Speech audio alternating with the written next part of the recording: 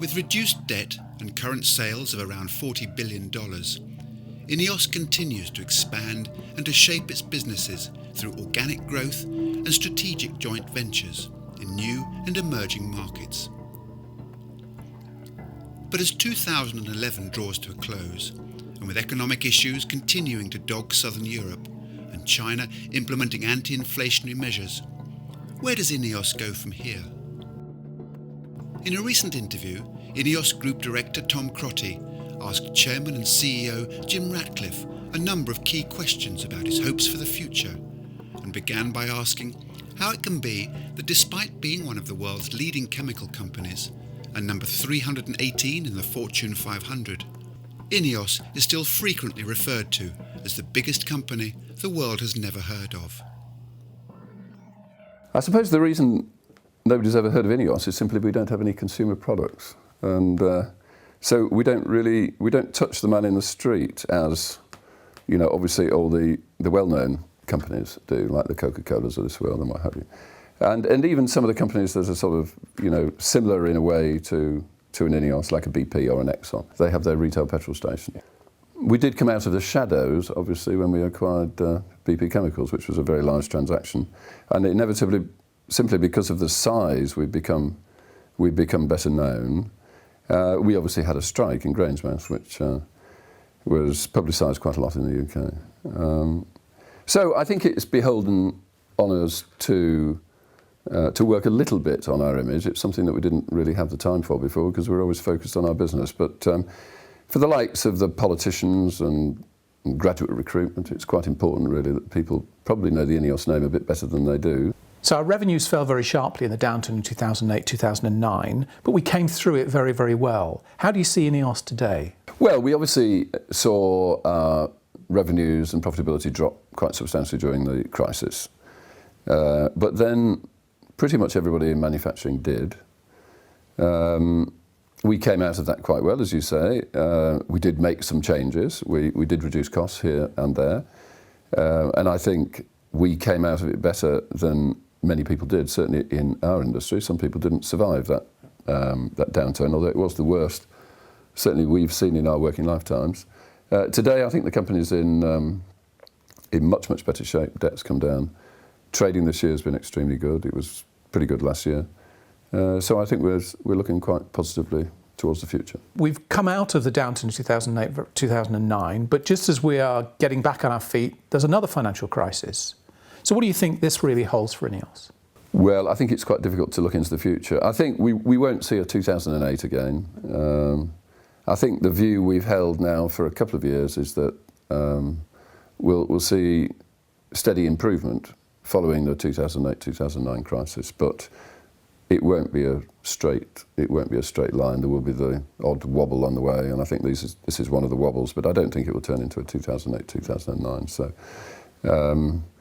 you know, I think we're in better shape to handle the bottom of the cycle. Chemicals is always going to be cyclical, and really, in a way, it's fruitless trying to predict when the world's going to go up and when the world's going to go down. I mean, if we could do that, it'd be easier ways of making money, really. I think we just need to make sure that we're in very good shape at the bottom of the cycle, and I think we are in pretty good shape. Now, the company grew very quickly through acquisition, but we're now in a very different world with much less credit available. And how will that change our business model going forward? Well, it undoubtedly has changed the business model because that availability of credit isn't there in the Western world.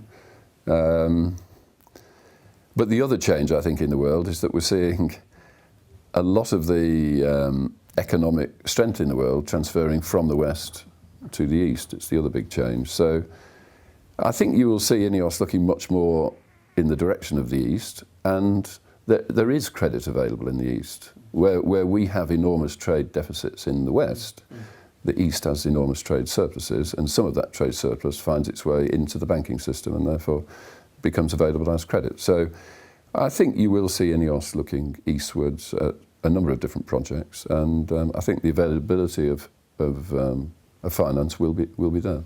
So we've now got a lot of joint ventures with PetroChina, with Styrolution, potentially with Sinopec. Do you think we would now look to move into the Middle East, and would joint ventures work there as well? I think if you're going to these parts of the world which are very, very different from our experience base, then you need a partner, because otherwise I think you'll finish up in trouble because you won't understand it well enough, and the learning curve is quite long. So I think it's quite appropriate for us to have partners in a place like China. The Middle East, we've looked many times at the Middle East, and I'm sure we'll continue to look at the Middle East. We certainly, again, in the Middle East, if we ever did choose to proceed there, I'm sure we would have a partner. But the thing to bear in mind with the Middle East is that there are no markets in the Middle East. You have to ship your product. And it's not an obvious place to manufacture in quite a difficult sort of environment. I mean, the desert is not an obvious place to make chemicals in. So there have to be good reasons to start investing capital in the Middle East, and that really means access to very competitive raw materials. That's really the foundations of the Middle East development. And of course, it's not as easy as you think to access those cheap raw materials in the Middle East. So most of our experience in the Middle East has been one of finding those raw materials difficult to get at. So you moved the location of INEOS to Switzerland in April 2010, and you yourself moved here. Was that a big step to take, or is location not such a big issue for a global company like INEOS? Well, it certainly was a big step, moving from the UK, simply because a lot of people and a lot of families have had to move, and that's quite a substantial thing for people, obviously. We're geographically very centrally located in Europe, and INEOS today is probably 2/3 European, 1/3 American, roughly. We have little presence in the East at the moment, so we're very centrally located in Europe. And of course, Switzerland has very competitive corporate tax rates, and that enables us to find more cash for investment into our assets, or a new project in China, for instance. The company's working on an opportunity to make bioethanol from waste. How big an opportunity is that for INEOS? Well, that I think is the most exciting opportunity in INEOS at the moment. Certainly our most exciting new project.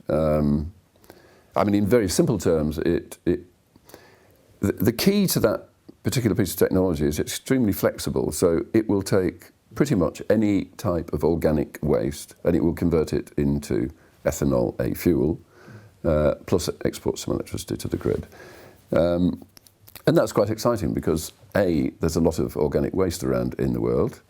I mean, if you take, for instance, the sugarcane industry, they produce sugar from the sugarcane, but 2/3 of the waste is all the rubbish that's left over. All the rubbish that's left over you could turn into a fuel.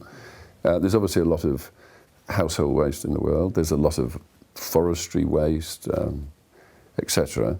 So A, there's a lot of organic waste around, and B, the world has a problem with fuel because oil's becoming expensive, or it's becoming scarce, or it's difficult to get at. It's always in geographically difficult places. So we have a process that will turn organic waste into fuel, and in addition to that, we'll export some electricity. And we are in the process of building a plant in the States at the moment to the tune of about $150 million. So the demonstration plant will come on stream next year in Florida. And if that's successful, you could, I mean, if you were very, very optimistic about it, you could see these plants being built like Starbucks all over the world, converting waste of one type or another, farmers' waste, or the waste from a little town in Germany or a little town in England into fuel which you pop in your car.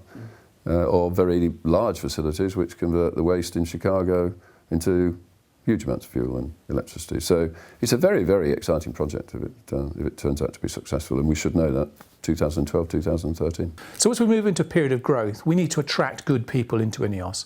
How do we attract the right calibre of people into the company? Well, I think predominantly INEOS it's a capital-intensive business. We don't, in reality, have that many people. So the people that we have need to be extremely well-qualified people, which typically means we have a lot of graduates in the organisation.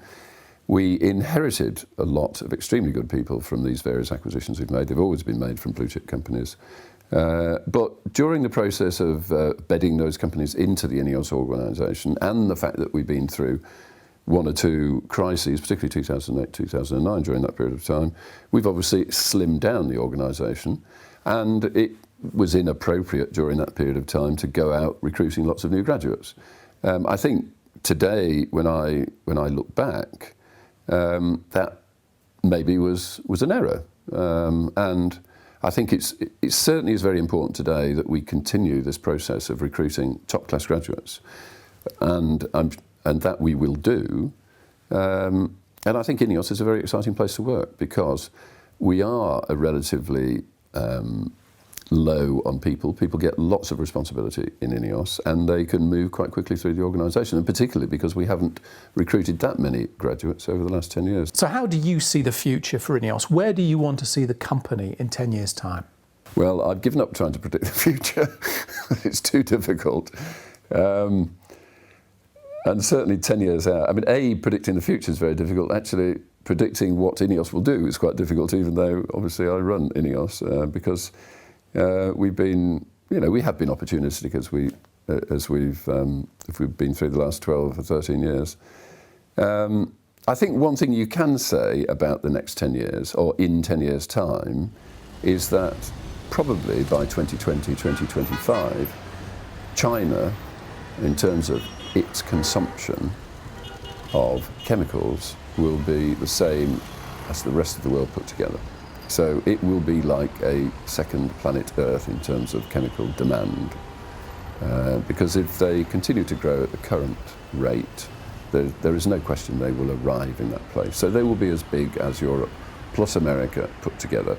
And if we look at our facilities, we've got many phenol plants, we've got many acrylonitrile plants, etc., but they're all based in Europe and America. We have nothing in China. So I think looking ahead in 10 years, I would be surprised if we don't have a presence and a reasonable footprint in China. That, I think, seems sensible to me, as long as we can find a sensible route of moving into those territories. Okay, so one last question. What is it that actually keeps you awake at night? The thrashing by Manchester City about a week ago. 6-1. But no, seriously, I think the only thing that keeps me awake at night is safety, and I think it is number one on the agenda for INEOS, and will always be number one on the agenda for INEOS. It's always the first thing we talk about in board meetings, and it always has to stay number one on the agenda at INEOS.